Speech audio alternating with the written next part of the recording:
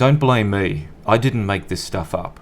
Everything in this video is a result of the articles, statements, events, and actions of the people involved with the Creation Science Foundation, Answers in Genesis, Creation Ministries International, and Creation Research. If you have a problem with any of this, go talk to them. I'm merely reporting on what they have said. Answers in Genesis is a vaudeville of ludicrous beliefs promoted by conceited, supercilious experts who have long since lost touch with reality. They have ensconced themselves within a bubble of religious fundamentalism, self-righteousness, and petty vindictiveness, perpetually lashing out at anyone who dares disagree with them. Answers in Genesis have no laboratories, and they do not conduct experiments. Instead, they make pronouncements based simply on what they see and what they think, combined with their own eccentric and, let's be honest, bizarre interpretation of the Bible. Or to put it another way, they simply make it all up. On the 22nd of January 1987, Ken Ham, co-founder of the Creation Science Foundation, and his family flew from Brisbane, Australia to the United States so that Ken could take up a prominent employment position with the Institute for Creation Research in San Diego. Before leaving, Ken had placed the Foundation's other co-founder, John Mackay, in charge of the organisation. Within a few weeks of Ken leaving, John, in his capacity as also the editor of the Foundation's magazine Creation ex Nihilo, had written an editorial for the December 1986 issue where he claimed that Bill Hayden, then the Federal Minister for Foreign Affairs, the 72 Nobel laureates who opposed creation, and finally the liberal theology of some leaders of the Uniting Church as being despots, and further, believing themselves to be God. He then went even further and claimed that God himself was despotic. These lunatic accusations were seen as unfit to be printed by the board of the Creation Science Foundation, but as the magazine had already been printed and was ready to be posted, it was too late and too expensive to remove the article and reprint the entire run, especially since the way magazines are printed, it would mean actually removing 4 pages as one sheet of printed paper contained 4 different pages, i.e. printed both sides. So the board chose the easiest solution. They simply tore the page out. Readers of the magazine were only told that a technical error had prevented the pages from being included. The board soon came to the decision to remove John from his position as editor, with John replying in a letter to all the Foundation's subscribers that he felt there was a satanic presence within the organisation. Now things got very weird. On the 18th of February 1987, John Mackay accused a female staff member, Margaret Buchanan, of being a witch and the wife of Lucifer. Additionally, John accused her of being the incarnation of Jezebel, and that apparently she attended seances, rode a broomstick, used a large cauldron, and had the ability to inhabit inanimate objects and even living things, such as a dog, a cat, and even, at one time, John himself. Following these accusations, John invited several pastors and ministers to the Creation Science Foundation's office, and had one of them sprinkle grape juice around the office and ask the staff to bring in any gifts that Margaret may have given them so that they could be destroyed. Soon enough, the board fired John. John then promptly set up his own creation group, simply called Creation Research. In the United States, Ken Ham himself penned a letter and wrote, in capitals, "I must totally disassociate myself from John, because of what he has done and because of aspects of his theology that would not be accepted by evangelical Christians. My Christian reputation is important and must not be associated with such bizarre actions." Andrew Snelling, a qualified geologist by day and a creationist by night, was asked to take over the running of the Creation Science Foundation. He did so for a while, but it wasn't his calling. So during a visit to Australia, Ken asked one of the Foundation staffers, Carl Wheeland, who was recovering from an horrific road accident in the outback, to step in and take over the top job, and Carl agreed. By now, John had left the ministry, but he wasn't quite finished with Margaret yet, and in a further and even more outrageous attack, he accused Margaret of necrophilia with her dead husband.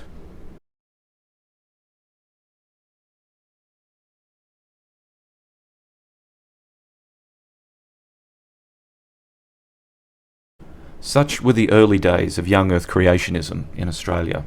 In late 1993, Ken Ham began what became known as Answers in Genesis in the United States. And in 1997, the Creation Science Foundation in Australia, as well as their office in New Zealand, also changed their names to Answers in Genesis.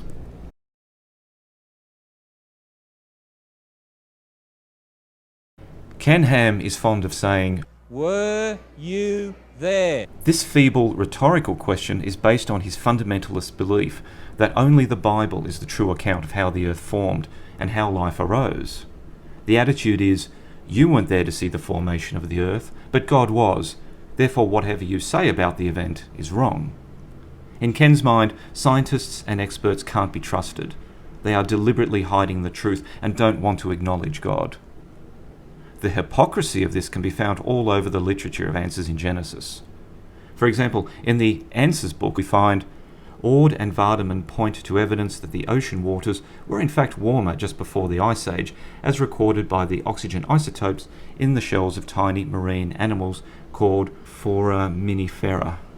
Here, two creationist researchers are making statements about how things occurred in the past, of which of course they didn't witness, and Answers in Genesis happily acknowledge this because it supports their screwy religious beliefs. The same thing happens again with Tass Walker in his article Noah's Flood, the Big Picture. With regard to mountain building during the flood, he says, they were most intense at the beginning of the flood in its first half. How does Tass know this? Was he there? Of course he wasn't. He's just making it up. But that's how Answers in Genesis operate. They can claim all sorts of events that happened in the past, which they themselves didn't observe, but they get upset when non-creation scientists make claims about past events. How can they be talking about an ice age and mountain building as being biblical when the Bible doesn't mention these events? The word for that is hypocrite. An extrasolar planet is simply a planet that exists outside of our solar system, and astronomers have so far catalogued nearly 5,000 of them. The existence of extrasolar planets illuminates how Answers in Genesis think and how quickly they change their beliefs in the face of actual scientific discoveries, but still manage to pretend that those planets prove biblical creation. As usual, Ken Ham can be relied upon to lose all perspective. As those scientists look into outer space, it is as if they are shaking their fists at Jesus Christ, defiantly saying, "We refuse to accept you as Lord over us." When the existence of the first extrasolar planet was confirmed in 1992, Answers in Genesis saw the findings as being either fake, a lie, or a mistake. Dr. Monty White, a writer for Answers in Genesis and a chemist, but not an astronomer, wrote, "The death of the astronomer Peter van de Kamp was announced in early July 1995. This scientist devoted his life to the fruitless search for planets that encircled other stars." By the late 1990s, the existence of extrasolar planets was an established fact. However, Answers in Genesis couldn't just admit they were wrong. Instead, they tried to claim that extrasolar planets were actually proof of supernatural creation. Wayne R. Spencer, also not an astronomer, but who got his degree in physics, wrote, "It is much simpler to explain the existence of the extrasolar planets if they are viewed as less than 10,000 years in age and as being supernaturally created." One must ask, why would someone with a degree in physics look for answers in the supernatural? And then we come to Robert Newton, who wrote an article called New Planet Challenges Evolutionary Models. He wrote, "The results of the discovery of a new planet are not what evolutionary cosmologists wanted to find. The fascinating new find of an extrasolar planet, orbiting a binary star, dents conventional evolutionary thinking, and so far they have no explanation. Is this more evidence of God's amazing creativity confounding the skeptics?" So Answers in Genesis went from denying the existence of extrasolar planets in 1995, and then within 8 years ending up fully accepting their existence, but pretending they are evidence of supernatural creation. And of course, Answers in Genesis didn't find any of these planets themselves. They merely leached off the work of actual astronomers and scientists who did the hard work. Yes, that's right. Answers in Genesis believe that dinosaurs roamed medieval England. They've written about this very topic on more than one occasion, with the latest article appearing in October 2020. This was called Humans and Dinosaur Evidence, and it cites a brass engraving in Carlisle Cathedral in Cumbria, Northern England, which Answers in Genesis are convinced represents a dinosaur. To Answers in Genesis, this is proof undeniable that dinosaurs lived in England in the 1400s. As the article says, the people of Northern England in the late 1400s obviously were acquainted with living sauropod dinosaurs, perhaps the last remnants of a surviving post-flood herd. If only Answers in Genesis could be bothered to offer some evidence to support this, such as things like dinosaur bones being found in a medieval context, that would be a good start, but they don't. Nor do they cite any medieval literature that describes dinosaurs interacting with human society. No accounts of dinosaurs inhabiting a field or kipping down for the night at the edge of a village. Nothing at all. Let's call it what it is: demented, delusional, fundamentalist, religious bullshit. So the question is, why do they believe this nonsense? What makes reasonably intelligent adults not only believe in, but actually go on record as promoting this embarrassing nonsense? It is an example of how easily and yet so profoundly people can be led into absurdity by their own fervent religious beliefs. Saying that dinosaurs lived in medieval England is no different from saying that the earth is flat. Both are ridiculous beliefs that each party holds to with zeal, despite all the evidence to the contrary. The term for this is denialism, or we could go further and say it is a sign of mental illness. The earth is not flat, and dinosaurs did not roam medieval England. In the real world, that place that Answers in Genesis do not exist in, medieval art is full of fanciful, outlandish creatures, and this little brass etching in Carlisle Cathedral is merely one example of that. On the topic of flat earthers, let's see how they compare to Answers in Genesis.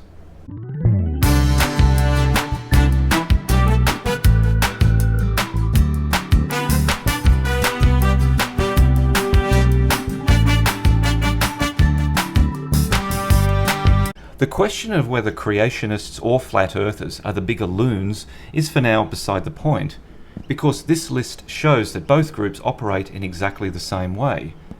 The people at Answers in Genesis are just as much conspiracy theorists as the flat earthers are.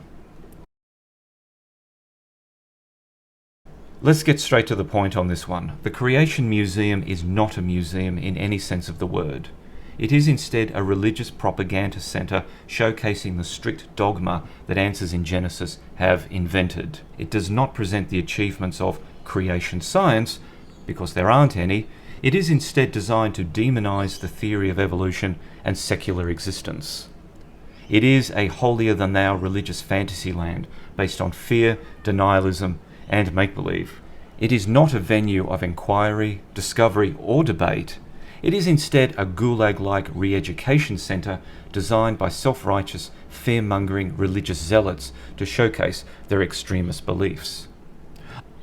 And then there's the Ark Encounter, an inconvenient 50-minute car ride away from the Creation Museum. The Ark Encounter is supposedly a full-size replica of the mythical Noah's Ark, at least the way Answers in Genesis imagine it. Just don't expect it to float, because it doesn't. The Ark Encounter has about as much historical validity as the full-size replica of the Millennium Falcon at Disneyland. Despite John Mackay's outlandish accusations against Margaret Buchanan back in the 1980s, she eventually returned to Brisbane, married Carl Wheeland, who had become the boss at Answers in Genesis Australia, and remained with the organisation after it morphed into Creation Ministries International. And John Mackay apparently never apologised for his behaviour. Eventually, Answers in Genesis in the United States forced a divorce from their overseas affiliates and only retained the UK outlet. The final agreements that sealed the split are unknown and have not been made public. However, it is possible that Answers in Genesis were blocked from re-establishing themselves in Australia for X number of years, allowing Creation Ministries International to fully establish themselves. If true, then this would have created a financial situation for Answers in Genesis, viz. They now didn't have an outlet for their merchandise in Australia. So, Who did they know who could step in and sell their wares? Enter John Mackay, the one-time tormentor of Margaret Buchanan and the person whom Ken Ham once publicly stated he wanted nothing to do with. Just thinking out loud here, but is it by sheer coincidence that Ken suddenly once again became best of friends with John right at the very time that Ken needed someone, an Australian, to help get his books and merchandise back into Australia? Additionally, Ken's brother Steve, who joined Answers in Genesis full-time in 2009, wrote a blog saying that he will appear with John, described by Steve as Australia's leading apologetics speaker. John must have been overjoyed to actually be wanted by Ken Ham, considering that for years John had verbally attacked Answers in Genesis. So John hopped on a plane and visited the Creation Museum in Kentucky, the result of which was an hour-long video called The Interview, Past, Present, Future. In it, both men reminisce about old times, yet of course the subject of Margaret Buchanan never came up. The video ends with John quizzing Ken on him coming to Australia, and Ken outlines his burden to get Answers in Genesis' materials into Australia, though Ken never admits that Answers in Genesis existed in Australia for many years. Ken then absolutely delights John by offering the idea that they both team up for a reunion tour in Australia, and John immediately chimes in with, "Let's do it." As the friendly powwow winds down, John makes it clear that some of Answers in Genesis' materials and DVDs are already available through his creation research, and he feels it's time that this situation was expanded. Ken's eyes light up and he runs with the idea, wanting to make a big impact in Australia by having John make available a far larger quantity of Answers in Genesis products. John is eager to be Ken's conduit back into Australia, and it is at this point that the interview ends. These days, John Mackay makes himself busy with his Tin Pot creation group and his website that looks like it was designed in the late 1990s. He also has a lovely reference letter from Ken Ham that reads like it was written for a 16-year-old. Christianity has a long history of theological debate, yet you won't find such discourse within Answers in Genesis. And the reason for this is that such discussion is forbidden by them.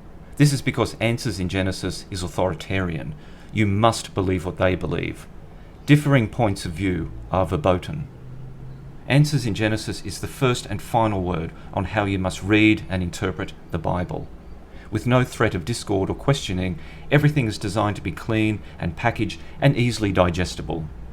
Answers in Genesis is a Disneyland version of Christianity that appeals to the dumbest zealots in Oatmeal, Nebraska.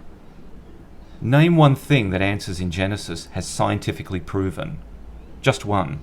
One thing that even the scientific community acknowledges as being true. There's literally nothing, and this is because Answers in Genesis has absolutely nothing to do with science.